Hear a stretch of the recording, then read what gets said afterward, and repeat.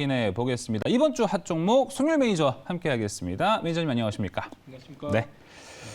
자, 지난주에 우리가 또 이야기를 나눴던 종목 한번 또 볼 수 있을 것 같아요. 지난주에 마지막 이 종목이었죠. 신라젠. 네. 그때 어떤 이유를 가지고 네. 그래도 이번 주 지난 이번 월화수목금토일 5일 동안 월화수목금이죠. 네. 5일 동안 좀 힘든 흐름이 예상된다라고 얘기해 주셨는데 신라젠은 혹시 이번 주 좋지 않은 흐름이었어요. 예, 맞습니다. 신라젠 같은 경우는 저희가 저번 주에 종목을 다룰 때 약간 거래 재개 자체는 호재로 작용하는 건 맞지만 지금 움직이는 상황만 봐서는 수급적인 요인에 의해서만 움직이기 때문에 기업 가치와는 무관하게 그렇기 그렇죠. 때문에 언제든 폭락이 나올 수 있는 위치다라고 말씀드렸었는데요.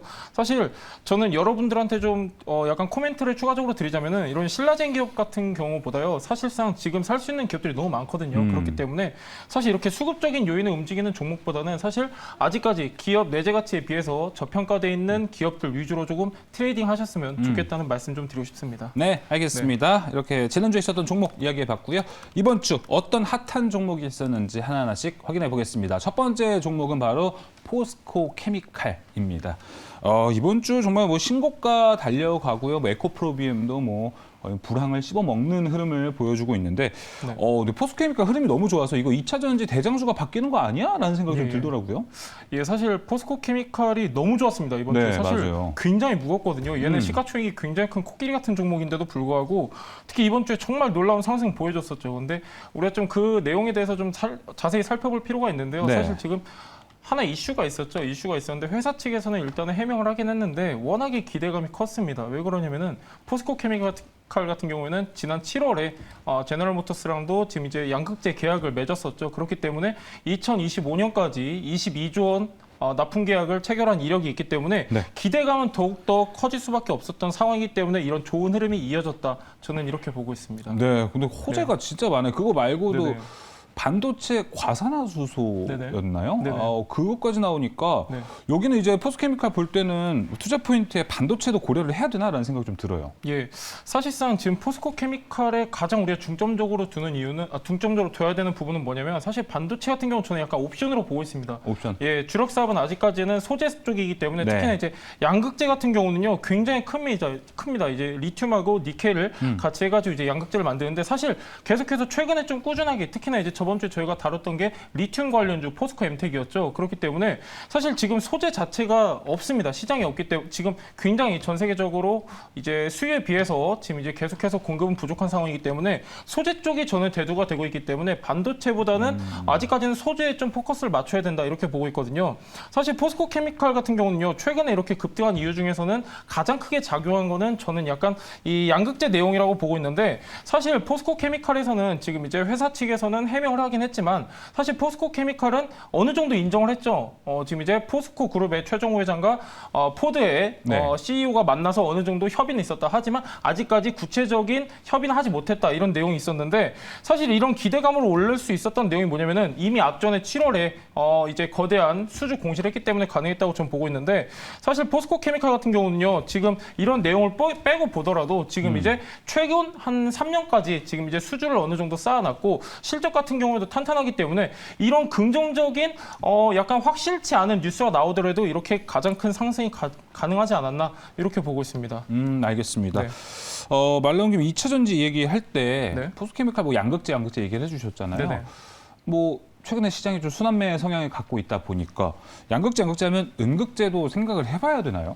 사실 양극재, 음극재를 우리가 놓고 봤을 때 비중 생산 원가를 봐야 되는데 생산 원가에서 40% 가까이 차지하는 게 바로 양극재입니다. 음극재보다는 양극재가 비중이 크고 생산 원가 측에서도 굉장히 크게 작용을 하고 있기 때문에 저는 사실은 이게 우리가 순환매가 돌 때 이 패턴이 어느 정도 있습니다. 양극재 다음이 음극재거든요, 보통. 음극재가 먼저 움직이는 경우는 거의 없었습니다. 그렇기 때문에 저는 양극재에 좀 포커스를 두고 있는데 사실 지금 문제가 되는 게 뭐냐면 양극재를 만드는데 필요한 리튬도 지금 없다라는 거거든요. 사실상. 맞아요. 그렇기 때문에 저는 아직까지는 우리가 이제 중점적으로 봐야 될 내용은 음극재보다는 양극재다. 이렇게 보고 아직 있습니다. 양극재는 좀 터질 게 더 많다. 그렇습니다. 네, 알겠습니다.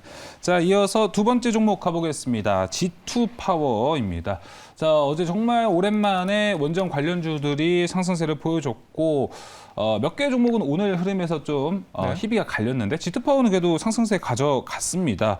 앞으로 또 원전 관련주 좀 눈여겨봐도 될지 좀 궁금하네요. 지금 이제 원전 같은 경우는 폴란드 관련해가지고 지금 이제 수주 계약 기대감이 올라가고 있는데요. 사실 G2파워나 이렇게 관련주들 같은 경우는 어느 정도 여기서 실질적인 수혜를 입을 수 있냐 없냐 이걸 좀 우리가 파악을 해볼 필요가 있습니다. 사실 G2파워 같은 경우는 여러분도 잘 아실 거예요. 이제 수배 전반 업체라고 지금 알려져 있는데 이 업체 같은 경우는 특별한 기술 하나 갖고 있죠. 지금 사실 G2파워 같은 경우는요.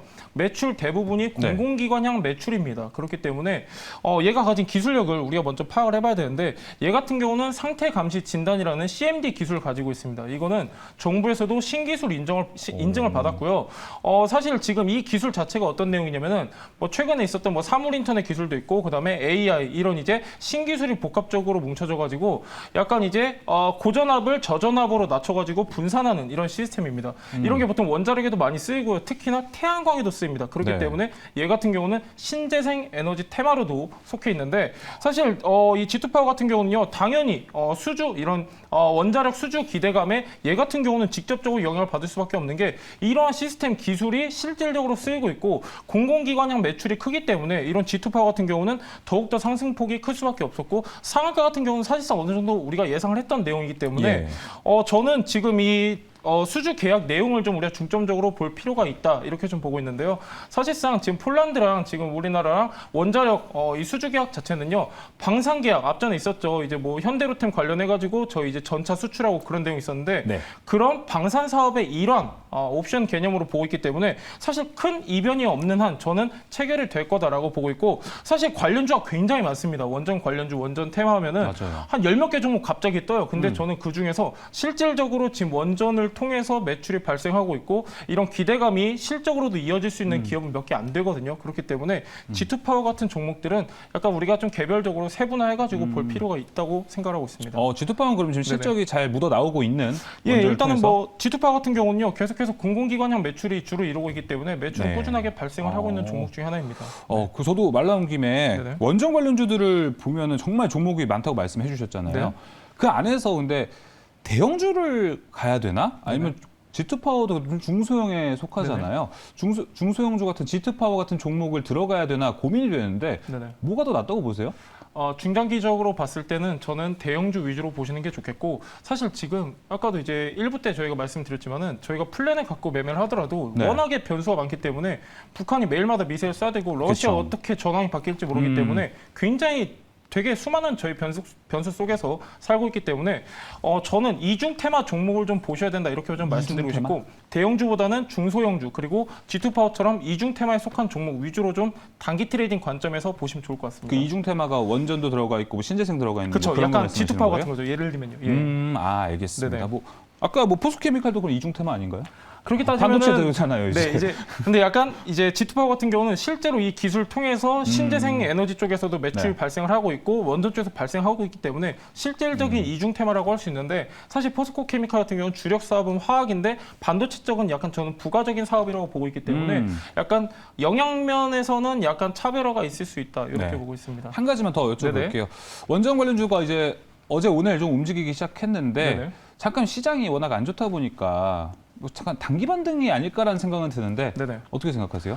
이제 섹터 자체만 놓고 보면요. 지금 약간 한 7, 8월까지는 굉장히 좋은 흐름 이어져 왔습니다. 정부의 정책 기대감도 힘입어가지고 굉장히 좋은 상승 보여줬었는데 그 다음부터 이제 아랍에미리트 관련 수주가 이제 파기가 되면서 어느 정도 수정이 됐죠. 수정이 되면서 약간 차별화가 있었는데 지금 전반적으로 원자력 관련주들이 많이 이렇게 평가절하됐다라는 느낌이 받거든요. 그 정도로 굉장히 저평가 구간에 있는데 예를 들면 G2파워 같은 경우도요. 지금 8월 12일 최고가 2만 원 보이는데 오늘 종가 상한가 치고 그 다음 지금 현재 거래일인데도 8,000원입니다.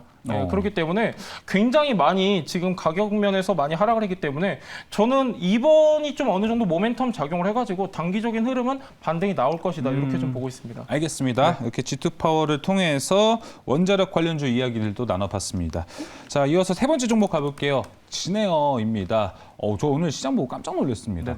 왜 이렇게 많이 빠진 거지? 라고 보는데 오늘 왜 이렇게 많이 빠졌나요, 진에어? 예, 사실 진에어 같은 경우는 저희가 앞전에 다뤘던 종목 중에 하나죠. 8월 한 26일쯤에 다뤘던 그걸 다 종목인 것 기억해요? 같습니다. 그렇지 야. 않습니다. 찾아봤죠. 네. 진에어 같은 경우는요. 사실 저희가 앞전에도 다뤘던 내용인데 오늘의 주된 하락은 일단 수급적인 요인이 있었습니다. 주 메이저 수급이라고 하는 외국인과 기관의 대량 매도 때문인데요. 사실 하루 만에 종가가 마이너스 20%까지 갔다라는 거는 감자나 유상증자 정도의 파급력이다. 이렇게 우리가 볼 수가 있는데 사실 최근에 증권가의 이제 진에어 관련 리포트에 좀 우리가 파악을 할 필요가 있습니다. 이제 리포트를 보면요. 여객 수요가 크게 개선되지 않을 것이라는 전망이 있고요. 무엇보다도 지금 이제 계속해서 이런 시장이 기대치에 못 미치는 내용 중에 하나가 뭐냐면은 사실상 어느 정도 지금 이제 진에어 같은 경우는 여행이 재개되면서 이제 수요가 회복되고 실적이 회복된다. 이런 흐름을 탔었어야 되는데 그쵸. 사실 이게 시장의 기대치에 못 미쳤다라는 게 가장 크게 작용한 요인이라고 보고 있고요. 사실 진에어 같은 경우는 비용 증가 그리고 수요 둔화 이런 측면도 어느 정도 작용을 했는데 진에어 같은 경우는 우리가 좀 매출 비중을 볼 필요가 있습니다. 사실 LCC 이런 이제 저가 비행사 같은 경우는요. 동남아 노선이나 일본 노선을 주된 매출처로 하고 있습니다. 예. 이 진에어 같은 경우는 특히 지금 최근에 이슈가 됐던 게 일본 노선 맞아요. 재개였죠. 가장 컸던 이슈가 있었는데 일본 노선 같은 경우는요. 비중이 제일 큰 회사 같은 경우는 에어부산입니다. 에어부산이고 이제 우리나라 LCC 저가항공사 중에 4개 중에서 가장 비중이 작은 게 진에어입니다. 그렇기 때문에 일본 수요가 회복하더라도 진에어 실적에는 크게 기여를 못한 상황입니다. 예, 그렇기 때문에 이런 내용들이 복합적으로 작용을 해가지고 메이저 수급들의 대량 매도 추세로 이어졌다. 저는 이렇게 보고 있습니다. 그럼 진에어가 이렇게 유독 또 빠졌고 네. 진에어뿐만 아니라 오늘 항공주가 거의 다 빠졌다고 볼 수 있거든요. 네네. 그럼 전체적으로 섹터가 오늘 빠진 이유는 네네. 여행 수요가 생각보다 덜해서 약간 지금 여행 수요가 우리가 기대했던 것만큼 시장의 기대치만큼 못 미친 것도 있는데요. 네. 사실상 지금 또 경기 침체 우리가 다시 한번 부각이 되고 있거든요. 그러다 보니까 이런 이제 여행 심리가 계속해서 좀 악화되고 있는 부분도 있었고 사실 가장 크게 지금 이제 이런 진에어 같은 LCC가 이렇게 저는 어떻게 보면은 많이 이렇게 대량 매도가 나온 이유 중에 하나는 뭐냐면은 사실 지금 이제 여행 수요가 다시 한번 회복이 된다고 하더라도 코로나 이전 수준으로 돌아가기까지는 무리가 있습니다. 그렇기 때문에 약간 시장에서 과도한 기대치 때문에 이런 대량 매물 출회가 되지 않았나 저는 이렇게 보고 있습니다. 알겠습니다.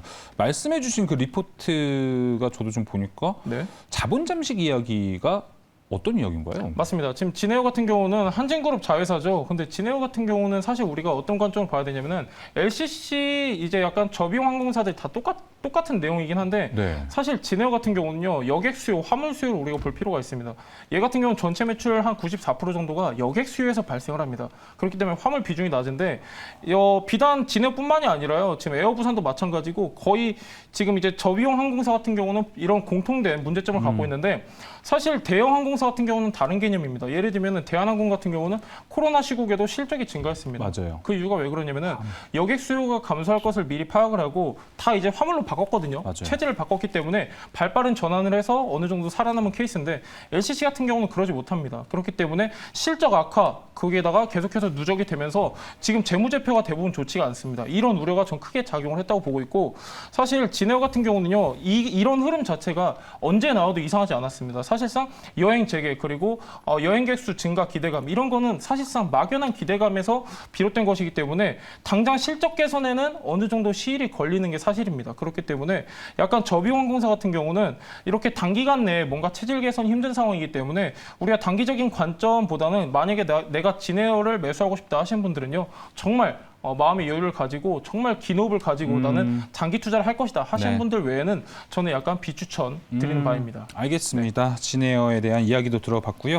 네. 다음 종목도 좀 충격적으로 빠진 종목이에요. 네. 롯데케미칼입니다. 지난주에는 뭐 이제 SKC 이야기를 하면서 롯데케미칼도 좀 빗댄 이야기가 기억이 나는데 맞습니다. 여기는 업황이 아예 회복될 기미가 안 보여서 그런가요? 이렇게 빠진 이유가? 예, 사실은 이런 석유화학 업황 자체가 지금 시장 상황 자체가 굉장히 안 좋습니다. 예. 굉장히 안 좋은데 우리가 앞전에 일진머티리얼즈 다룰 때인가요? 저희가 롯데케미칼 내용을 같이 다뤘던 기억이 납니다. 일단 롯데케미칼에서 일진머티리얼즈 세계 점유율 글로벌 점유율 4위죠. 그쵸. 인수한다고 해가지고 저희가 그때 다뤘던 내용이 생각이 나는데 네. 그때 롯데케미칼 제가 뭐라 말씀드렸냐면은 약간 일진머티리얼즈를 인수하면서 그 인수 후 인수하고 나서에 비용이 추가적으로 들어갈 거를 대비해야 된다 말씀드렸었는데 사실 롯데케미칼 자체도 지금 이제 시황이 안 좋아서 2분기에도 적자를 냈었고 3분기에도 안 좋은 상황이다 이렇게 말씀드렸습니다. 근데 롯데케미칼 같은 경우는 오늘 이렇게 좀 하락이 컸던 이유는 자회사죠. 롯데건설 때문이었는데 지금 이제 강원랜드가 아니라 강원도에 있는 레고랜드 때문에 예. 지금 이제 부동산 업계뿐만이 아니라 건설업계도 찬바람이 불고 있죠. 그렇기 때문에 롯데케미칼이 지금 롯데건설의 지분을 한 43.79%인가 가지고 있을 거예요. 대주주인데 지금 유상증자를 했단 말이에요. 해가지고 롯데케미칼 같은 경우에는 한 875억 정도 부담을 해야 되는 상황인데 이틀 뒤에 추가적인 자금을 조달한다고 해가지고 지금 이제 추가적으로 투자 심리가 악화되는 그런 모습입니다. 알겠습니다. 좀 롯데케미칼은 좀 보유자 관점에서 어떻게 봐야 되나 생각이 들어요. 정말 네네. 가격이 많이 내려왔죠. 네네. 신규 매수 내려옴에도 불구하고 신규 매수 생각이 안 들 정도인데 네네. 보유자들은 어떻게 대응을 좀 해야 되나요? 이거? 정말 진짜 이게 차트 보면요. 진짜 할 말이 없습니다. 지금 최고점이 33만 8천 원인데 오늘 종가가 14만 4천 원이죠. 자, 지금 이제 여러분들 보고 계신데 계속해서 하락세입니다. 어디가 바닥인지 모르겠어요. 사실 지금 제가 여러분들한테 늘 말씀드리는 게 지금 아까도 말씀드렸지만은 대형주 위주 과대납 폭주를 좀 보셔야 된다 이렇게 말씀드렸었는데 롯데케미칼은 제외라고 말씀드리고 싶을 정도로 아직은 시기가 아니다라고 먼저 말씀드리고 싶고요. 사실 롯데케미칼 같은 경우는 지금 두 가지가 문제점이 있죠.